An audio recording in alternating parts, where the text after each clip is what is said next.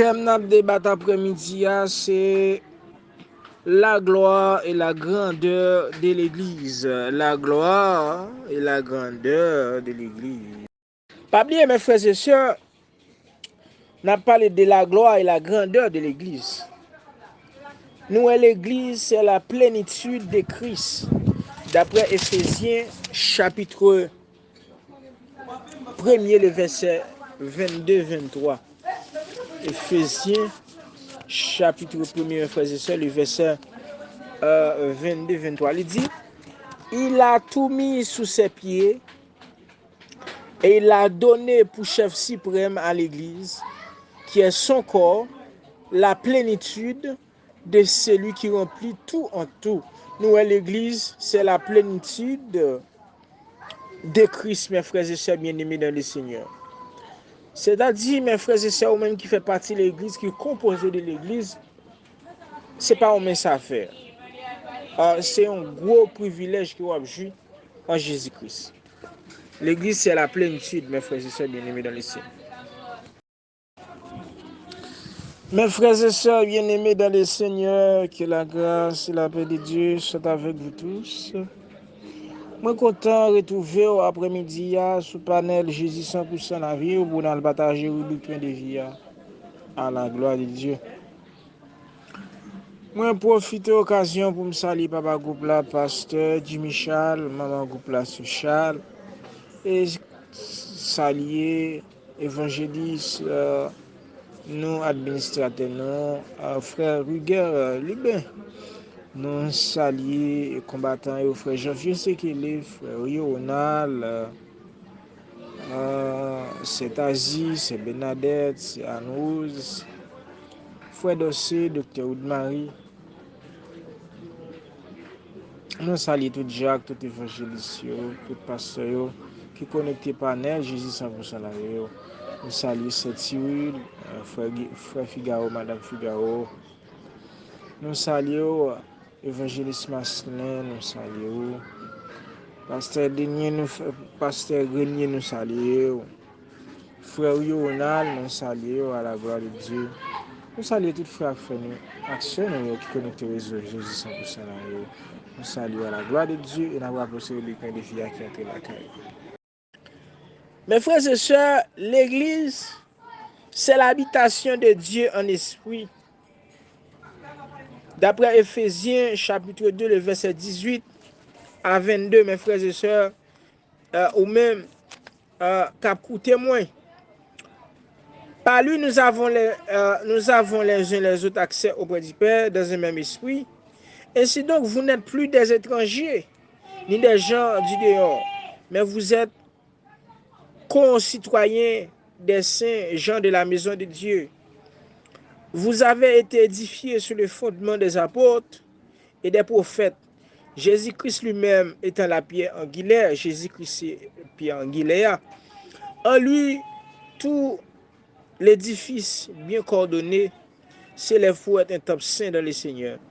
En lui, vous êtes aussi édifiés pour être une habitation dédiée en esprit.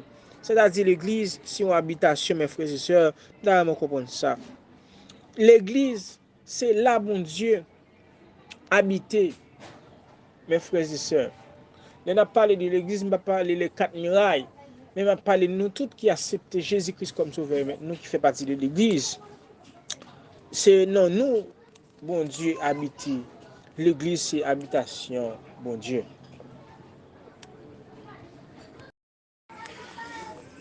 L'Église, mes frères et sœurs, c'est le corps réconcilié avec Dieu. D'après Éphésiens chapitre 2, le verset 11, mes frères et sœurs, bien-aimés dans le Seigneur, d'après mon poteau attention soutenue, le verset 11 à 18, il dit, c'est pourquoi vous, autrefois païens dans la chair, appelés ainsi concis par ceux qu'on appelle circoncis, et qui le sont en la chair, par la main de l'homme.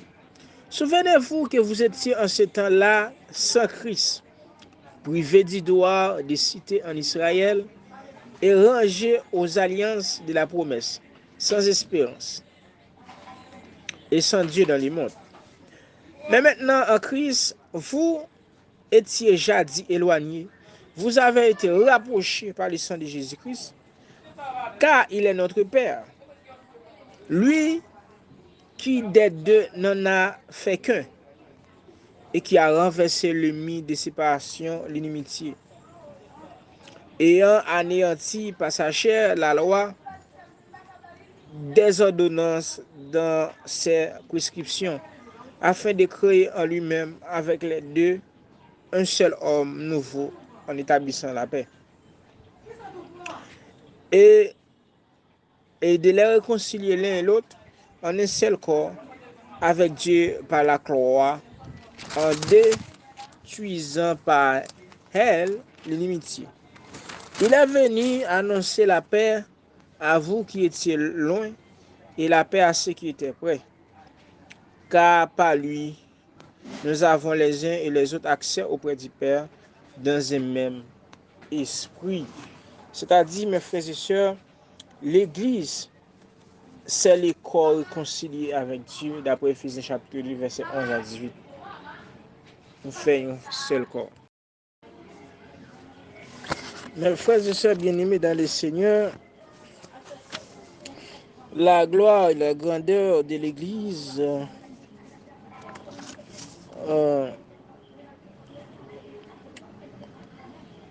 l'Église, mes frères et sœurs, c'était le dessein éternel de Dieu. On nous regarde dans Éphésiens chapitre 3, Éphésiens chapitre 3, les versets 8 à 9. C'était le dessein éternel de Dieu. L'Église, c'était le dessein éternel de Dieu. Dans Éphésiens chapitre 3, l'Église, c'était le dessein éternel. Dans le verset 8, là, il dit « À moi qui suis le moindre de tous les saints, cette grâce a été accordée d'annoncer aux païens les richesses incompréhensibles de Christ et de mettre en lumière quelle est la dispensation du ministère caché de tous les temps, en Dieu qui a créé toutes choses, afin que les dominations, les autorités dans les lieux célestes connaissent aujourd'hui par l'Église la sagesse infinie variée de Dieu, selon le dessein éternel. L'Église, c'était le dessein éternel. Selon le dessein éternel qui a mis à exécution par Jésus-Christ, notre Seigneur, en qui nous avons par la foi en lui la liberté de nous approcher de Dieu avec confiance. L'Église, non, elle apportera le salut par le Christ. L'Église, non, c'est l'espace qui propose le salut. C'est l'Église. Si on ne pas dans l'entité qui c'est l'Église, il ne va pas jouer le salut. C'est l'Église qui vous faut retrouver le salut pour accepter Jésus-Christ.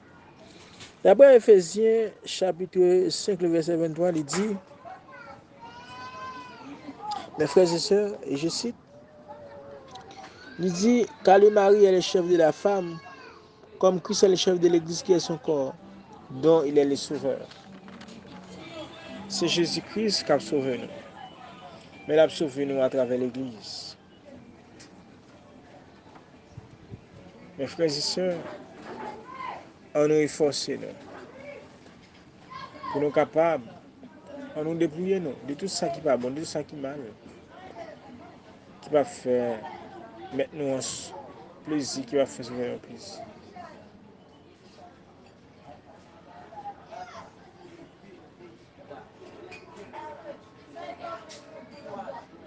Mes frères et sœurs, nous devons efforcer nous de bataille. Nous devons pour nous aller à la rencontre de l'époux, pour nous préparer, nous, pour les mettre là, venir, jusqu'à venir.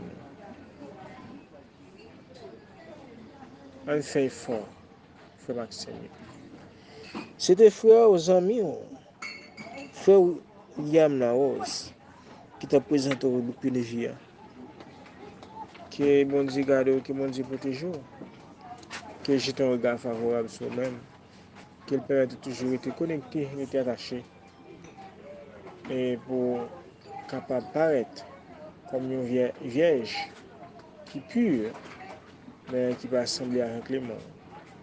Mon Dieu béni, grâce bon Dieu.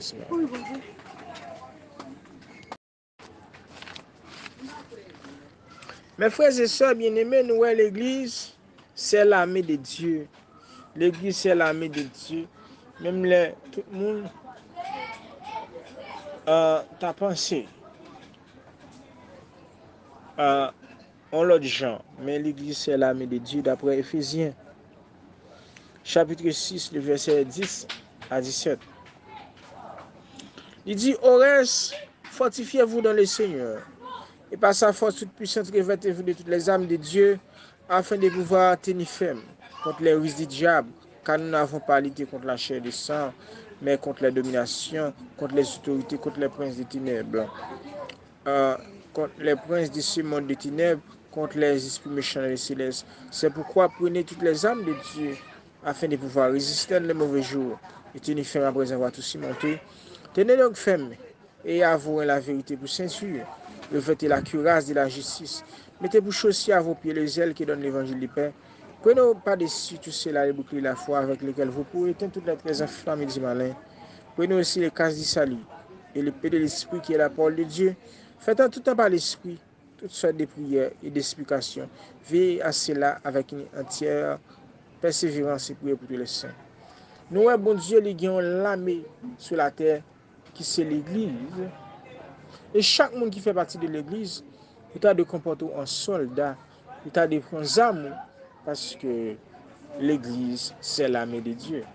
On ne pas dire aujourd'hui l'Église qui est sous chair, ou l'Église qui a fonctionné sous la chair, mais l'Église, c'est l'armée de Dieu.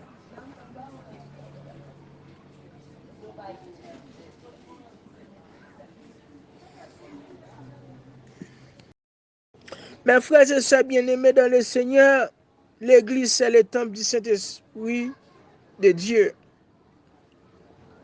Je ne vais pas parler temple, je vais parler quatre murailles. Je vais parler nous-mêmes qui c'est temple là, mes frères et sœurs. Côté c'est dans nous, bon Dieu habité. On nous regarde 1 Corinthiens, mes frères et sœurs, on regarde 1 Corinthiens, chapitre 3, le verset 16 à 17, mes frères et sœurs. On nous regarde pour voir l'église, c'est le temple de Dieu. Ne savez-vous que vous êtes le temple de Dieu et que l'Esprit de Dieu habite en vous? Si quelqu'un détruit le temple de Dieu, Dieu le détruira, car le temple de Dieu est saint. Et c'est ce que vous êtes. Nous, c'est temple, bon Dieu. Nous-mêmes, l'homme, bon Dieu habite dans nous. Mes frères et sœurs, bien-aimés dans le Seigneur, nous, c'est temple, bon Dieu, que bon Dieu habite dans nous. C'est peut-être ça, nous devons qu'il temple propre et saint, parce que bon Dieu, il habite dans nous. Nous-mêmes, qui c'est l'Église, mes frères et sœurs bien-aimés. Dans 2 Corinthiens, chapitre 6, verset 14, 16, parole bon Dieu a fait nous connaître, il dit, ne vous mettez pas avec les infidèles sous un joug étranger, car quel rapport y a-t-il entre la justice et l'iniquité? Ou quel y a-t-il de commun entre la lumière et les ténèbres? Quel accord y a-t-il entre Christ et le Bélial? Ou quelle part a les fidèles avec les fidèles? Quel rapport y a-t-il entre le temple de Dieu et les idoles? Car nous sommes le temple de Dieu, vivant, comme Dieu l'a dit. J'habiterai et je marcherai au milieu d'eux. Je serai le Dieu et seront mon peuple. Mon Dieu habite dans nous. Nous devons garder le temple saint et propre. Bien-aimés dans le Seigneur,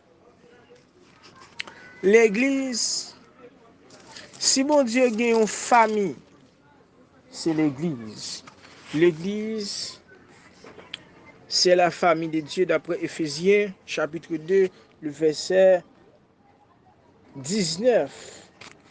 Mes frères et sœurs. Ainsi donc, vous n'êtes plus des étrangers ni des gens du dehors, mais vous êtes concitoyens des saints, gens de la maison de Dieu.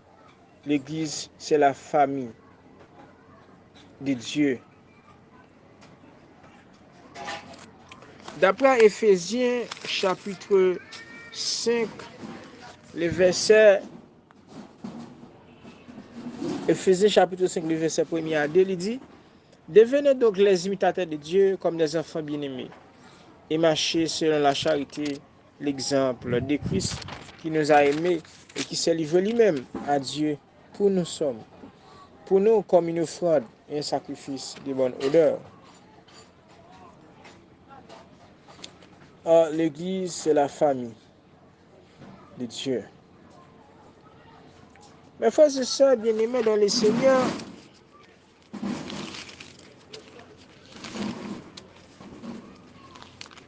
dans 1 Timothée chapitre 3, bon Dieu, il fait nous connaître, dans Timothée chapitre 3, le verset 15, il dit: Mais afin que tu saches, je te garde, comme il faut se conduire dans la maison de Dieu, qui est l'église du Dieu vivant, la colonne et l'appui de la vérité. L'église, c'est la famille de Dieu. L'église, c'est l'épouse du Christ, mes frères et sœurs. Dans Éphésiens chapitre 5, mes frères et sœurs, le verset 22 à 23, l'église, c'est l'épouse de Jésus-Christ. Femmes, soyez soumises à vos maris comme au Seigneur, car le mari est le chef de la femme, comme Christ est le chef de l'église, qui est son corps et dont il est le sauveur. Nous, l'église, c'est l'épouse de Jésus-Christ. Mes frères et sœurs bien-aimés dans le Seigneur. Il dit: or, de même que l'église est soumise à Christ, les femmes aussi doivent l'être à leurs maris en toutes choses. Mariez vos femmes, comme Christ a aimé l'église et s'est livré lui-même pour elle, afin de la sanctifier par la parole, après l'avoir purifiée par le baptême d'eau, afin de faire paraître devant lui cette église glorieuse, sans tache ni ride, ni rien de semblable, mais sainte et irrépréhensible. Nous, l'église, c'est l'épouse de Jésus-Christ, mes frères et sœurs bien-aimés dans le Seigneur.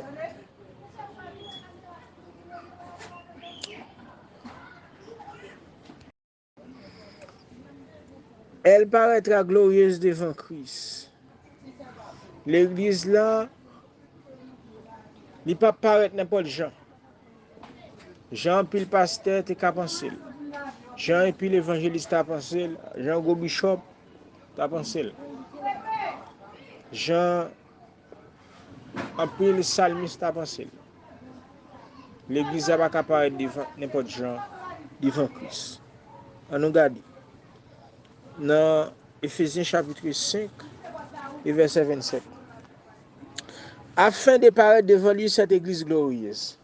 Première caractéristique l'église a de pour paraître devant Christ, il doit être glorieuse. Deuxième caractéristique, il est sans tâche. Troisième caractéristique, il pas de ride. Troisième et quatrième caractéristique, il pas de ni rien de semblable. Il pas de rien qui semble. L'église a doit propre, mais sainte. L'église n'a pas de sembler avec le monde, mais il doit être sainte. Et il doit être irrépréhensible. L'église doit être irréprochable. Mes frères et sœurs. Jésus-Christ attend nous l'église qui dépouille totalement pour être capable d'aller à la rencontre du Seigneur dans les airs. Mes frères et sœurs, l'église là, il doit dépouiller. L'église là, il doit être glorieuse.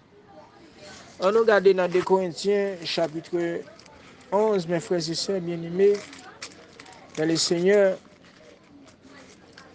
pour nous voir sa parole, bon Dieu, a recommandé pour l'église là. Mes frères et sœurs bien-aimés. Qui sa parole, bon Dieu, a dit? On regarde ensemble avec moi. D'après 2 Corinthiens, chapitre 11, verset 2, il dit, car je suis jaloux de vous d'une jalousie de Dieu, parce que je vous ai fiancé à un seul époux pour vous présenter à Christ comme une vierge pure. L'église là, nous devons présenter devant Christ comme une vierge. Et pas seulement vierge, mais une vierge qui est pure. Il ne pas de présenter comme une vierge qui est sale, comme une vierge pure. Nous devons faire tout effort pour l'église d'apparaître propre pour laver le visage devant Jésus-Christ.